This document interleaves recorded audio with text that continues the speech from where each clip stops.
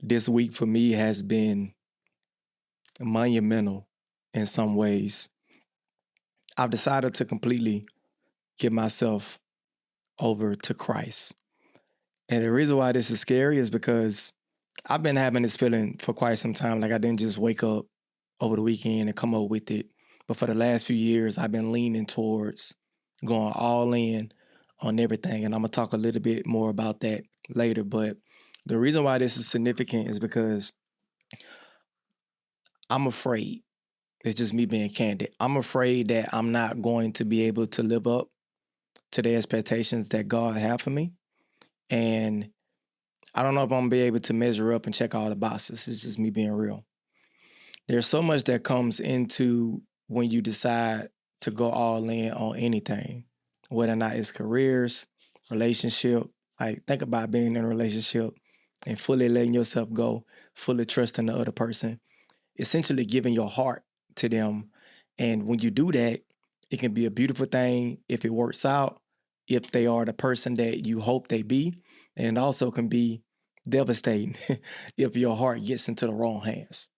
So it's not quite like that. It's not that I don't trust God. It's almost like, do I have what it takes to get there? And I left out the house today. I wanted to get out of the house, so I went to the library. I didn't go down to the office. I went to the library.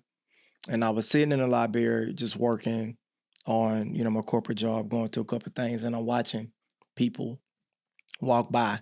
And some people are getting books, some people are in the study rooms, some homeless people are there just, sleeping and stuff. Kids are there with their parents, people who work there. There's apparently some type of community meeting going on in one of the rooms too. And I thought that this was significant as I'm sitting here looking at it because I'm like, man, like these are different people who are in different stages in their life, clearly, right? And we're in this place that seems innocent. We're in the library, and there's so much knowledge available. Catch what I'm saying? I'm in the library, and I'm sitting down, and I'm working on deals, and I'm, getting things done to close out Q2, and I'm looking around, and I see people going to get coloring books and getting DVDs. And then I see a homeless man sitting over there, and I see some other people that kind of look like maybe they just stopped there for a minute, some construction workers. But I'm looking at people and I'm like, man, if I don't think people know the type of opportunities that are in front of us right now. Like you can literally go pick up a book and learn anything. The library is a microcosm of life. And what I mean by that is we all have the opportunities in front of us that are really only limited by how we think and by our beliefs. And I'm going to tie it back into what I'm saying. But the point that I want you to take away from this video is what is that one thing that you've been wanting to do for quite some time that's been gnawing at you? What is the thing that you know in your heart you have an idea, you think you can accomplish it, but you don't quite know? That's the thing that I am going to recommend you go for in 2026. For me, it's being debt free.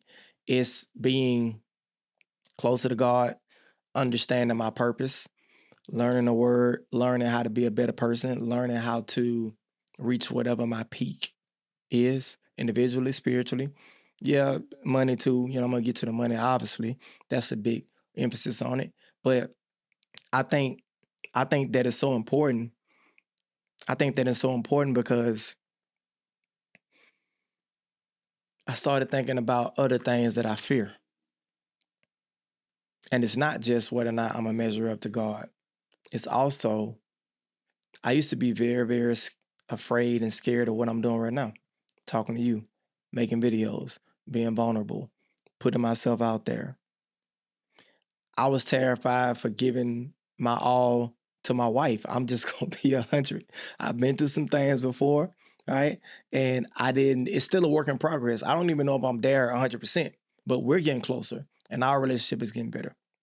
When I decided to start a family, when I started to have a big family with 6 kids, That was scary. And what I realized is no matter how insignificant you feel in your life at any given moment in time, I'm going to give you an example. When I lost everything, when I was evicted, cars repossessed, credit score in the 400s, no money coming in, marriage on the rocks, I was damn near close to a divorce.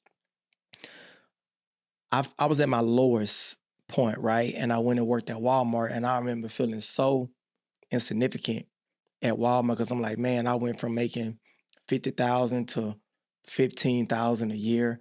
I'm working at Walmart in the meat department. I'm like 30, I think I was 35, 36 at the time. Embarrassing. I would see people come in, I would see attractive girls come in, I would see my family come in and stuff. And my wife, she used to come.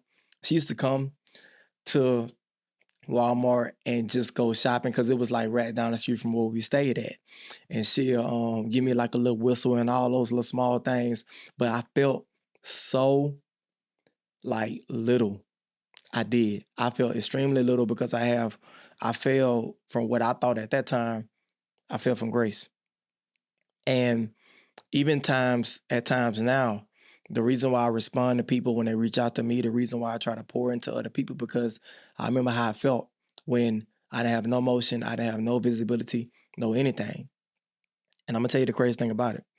In the position I am in right now at my corporate job, I am one of the lowest people on the totem pole in the grand scheme of the portfolio managers, the account executives, the leaders, all those different type of things. I'm like one of the bottom people on the ladder in my current organization. But I'm gonna tell you what's crazy about that. When I come home, when I walk through those doors, right through that threshold, I'm all of a sudden the CEO of my life. I'm the CEO of my family.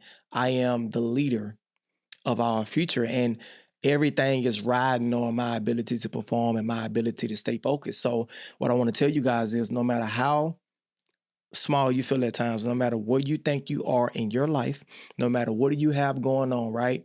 In your life, you're the CEO, you're the Elon Musk, you're the Tim Cook, you're the whatever, right? The Michael Jordan of your life.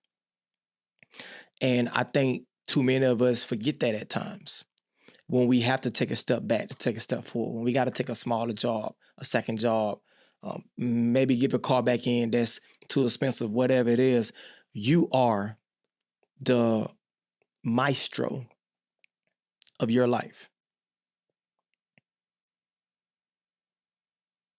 And the question is, what are you going to do with that information? How does that make you feel? Does it make you feel uneasy? Does it make you feel inspired, powerful? Whatever verb, adjective you want to use, I hope that it makes you feel hopeful. Hope is a strong thing because the belief and the confidence and all that will come down the road once you start putting numbers on the board and once you start getting actions. But all I need you to do is just have hope. Start with hope. Put your eyes on that one thing you want to accomplish. Remember, you are the CEO and the leader and the maestro of your life, no matter how small that make you feel. And I promise you, tomorrow is going to be way better than today. I love you. I'll see you in the next chat.